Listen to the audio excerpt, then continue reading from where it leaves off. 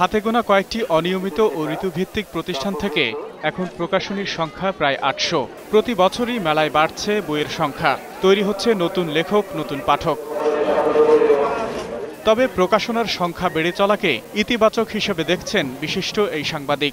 বড় কথা হলো যে বই প্রকাশিত হচ্ছে, বইয়ের প্রকাশের ভেতর দিয়ে আমাদের এখানে নতুন লেখকের জন্ম হচ্ছে, তার ভেতর থেকে কেউ কেউ হারিয়ে যাচ্ছে, কিন্তু তৈরি তো হচ্ছে।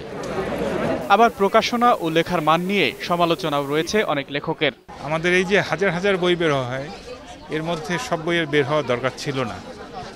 আসলে এত প্রকাশকেরই তো দরকার নেই। আমাদের প্রকাশকরাই পেশাদার নন, তাদের সম্পাদক নেই, তাদের প্রুফ রিডার নেই, বইগুলি ভুলে ভরা, এবং সবার পেশা প্রকাশক হওয়ার দরকার নেই। বাংলাদেশে কেন ৮০০ জন প্রকাশক থাকবে? বাংলাদেশে বড় জোর ৩০ জন ভালো প্রকাশক যথেষ্ট। পাঠকের চিন্তার ভিন্নতার কারণে বইয়েরও থাকে বৈচিত্র্য, তাই বাজারের সব বইয়ের ভিড়ে পাঠকের রুচির প্রকাশ পায় তা ক্রয়ের ক্ষেত্রে।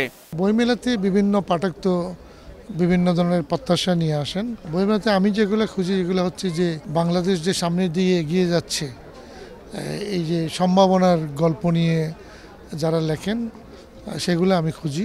এদিন বাংলা একাডেমির বর্ধমান হাউসের আঙিনায় সাহিত্য আসরে আলোচনা হয়েছে ৭০-এর দশকের কবিতা নিয়ে।